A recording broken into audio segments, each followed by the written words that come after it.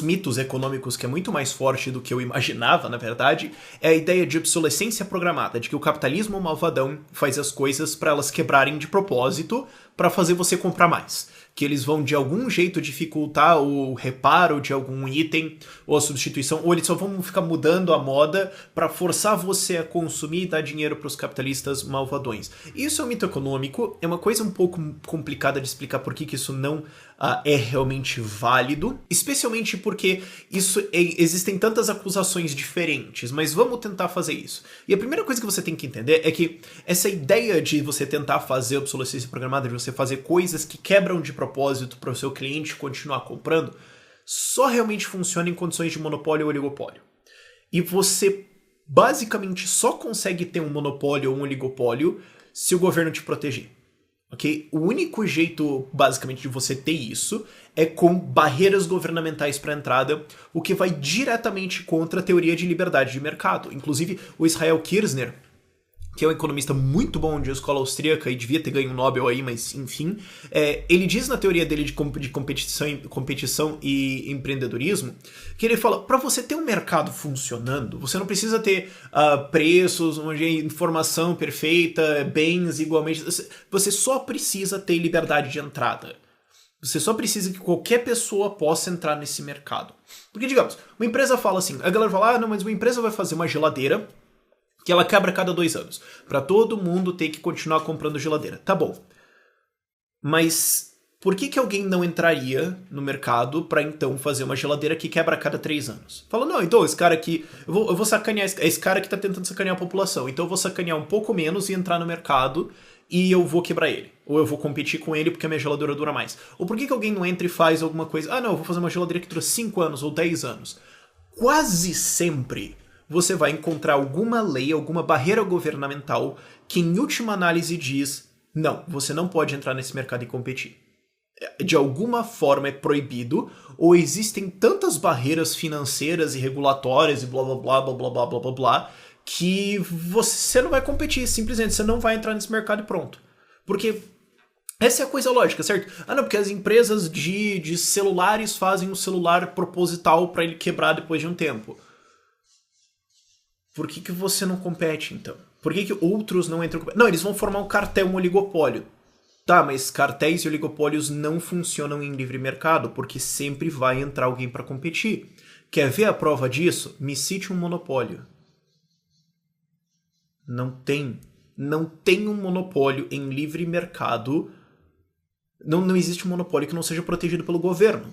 A galera fala, Standard Oil. Standard Oil não era um monopólio. Se você quer ver a prova disso, leia a sentença do juiz do caso da Standard Oil. Porque ele vai te dizer que não era.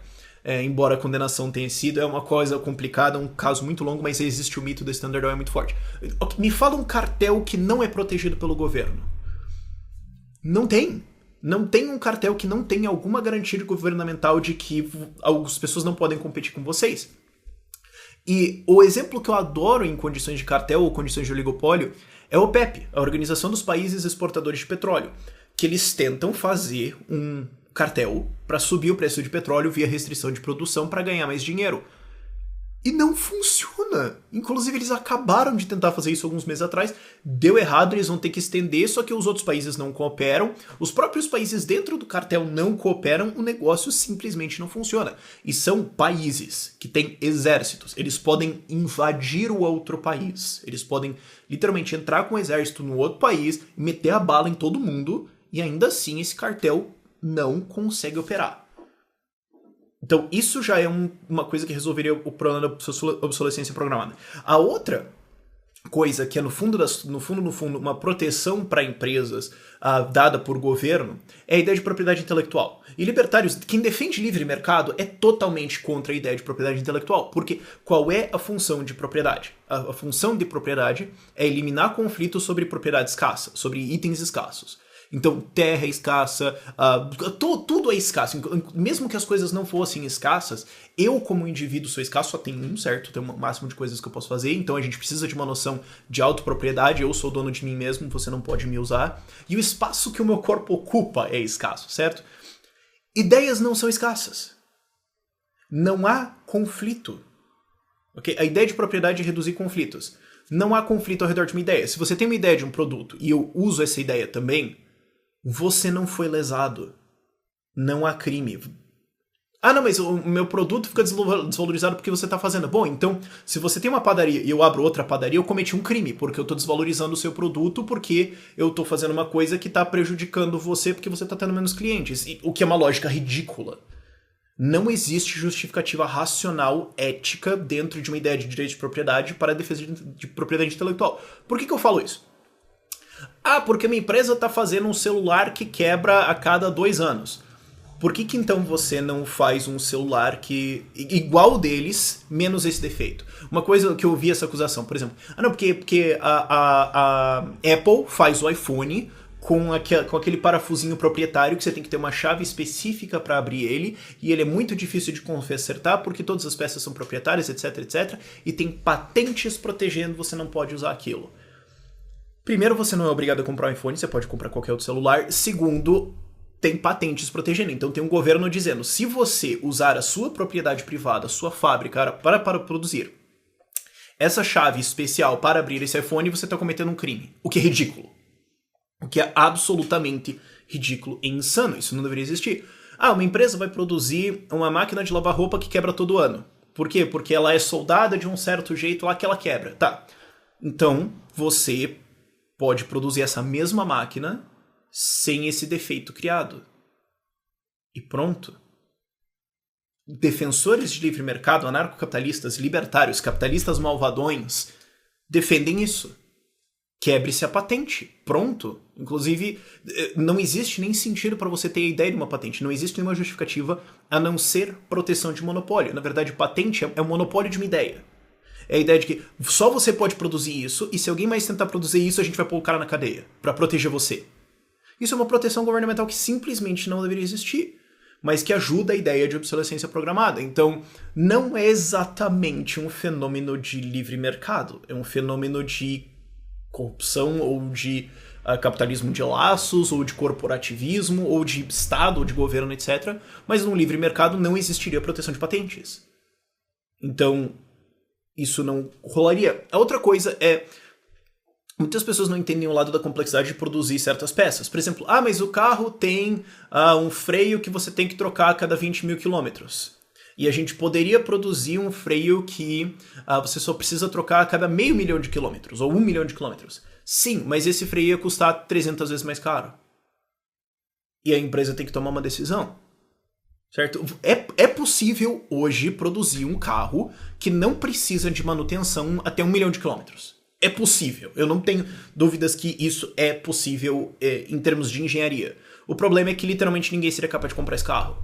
Então, para produzir um carro a um valor acessível que as pessoas podem comprar, ele vai ter certos defeitos. Mas a gente poderia fazer essa peça melhor. Tá, mas uma vez que você coloca um padrão de engenharia de vai trocar a cada 20 mil quilômetros, então todas as outras peças têm que subir junto e o preço do carro acabou de subir 6 mil reais, o que tira carro da mão de um monte de gente. Então você tem que tomar uma decisão de empresa. Quer melhorar isso? Tira os impostos, tira toda a regulamentação em cima. Um carro hoje, metade do preço de um carro hoje é imposto, é governo. Isso para não contar todos os outros impostos indiretos e toda a burocracia de produção e tira tudo isso e de repente um carro que custa hoje 45 mil reais novo, o que é ridículo. Explique isso para um americano, minha nossa senhora. Mas enfim, eu já tentei explicar isso para um americano, ele vai olhar para você como se você fosse um retardado funcionário. Tipo, como assim? Mas enfim, um carro hoje custa 45 mil reais, sem governo enchendo o saco em cima, custaria provavelmente menos de 20 mil reais. Então você poderia pegar esse mesmo carro e tornar ele muito melhor e vender por 35 mil reais. Se você não tivesse governo enchendo o saco. Então, tem essa complexidade de você produzir alguma coisa. Eu quero produzir alguma coisa que vai durar muito tempo. Tá, mas isso tem um custo. E as pessoas não vão conseguir arcar com esse custo. A gente pode fazer uma lei que todos os carros têm que só precisar de manutenção a cada 100 mil quilômetros. O resultado vai ser que todo mundo vai começar a andar de bicicleta. E daí quero ver as contas no SUS, porque vai todo mundo cair no chão. Mas, enfim, vai ser uma desgraça isso aí. Esse é um problema que a galera esquece de considerar. Então, tem várias pequenas coisinhas aí dentro, vários pequenos mitos econômicos e várias erros de presunção econômica mesmo, outros mitos subjacentes que as pessoas acreditam. Por exemplo, acreditar no mito do monopólio. Não existe monopólio em condições de livre mercado. Me cite um. Ah, não, mas eles vão fazer um cartel. Cartéis não funcionam em livre mercado, eles só funcionam com proteção governamental, sabe? Tem vários mitos aí dentro que acabam criando o mito da ideia de obsolescência programada. Agora, o meu favorito... Eu honestamente tenho dificuldade de entender esse argumento. Assim, eu tô sendo sincero. Eu não tô querendo ridicularizar ou ser presunçoso, etc. Mas... porque a empresa fica fazendo um novo design, e o novo design é bonito, e daí o que eu tenho anterior fica meio feio, e daí eu me sinto mal e tenho que comprar um novo. Não. Você pode ficar com o antigo. Não tem problema. Mas eu me sinto mal. Porque a sociedade me pressiona e... Cara, você não tá sendo obrigado. O carro não quebrou. Porque a indústria da moda. A indústria da moda tá sempre tentando mudar e criar uma coisa nova, e daí eu fico com a antiga e eu tenho que comprar a nova. Não, você não tem. Segundo, tem várias empresas que fazem coisas padrão que nunca saem na moda. Terceiro, você não é obrigado. Quarto, quem liga? Mas eu sofro pressão social. E daí?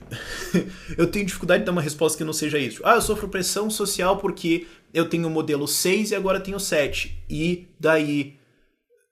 Isso não é culpa da empresa, isso não é... Não, mas eles continuam fazendo coisas bonitas. É o maldito capitalismo que fica fazendo coisa nova, bonita. Droga, isso tem que parar. Eu não entendo, desculpa. Enfim, por esse vídeo é isso. Tchau, tchau.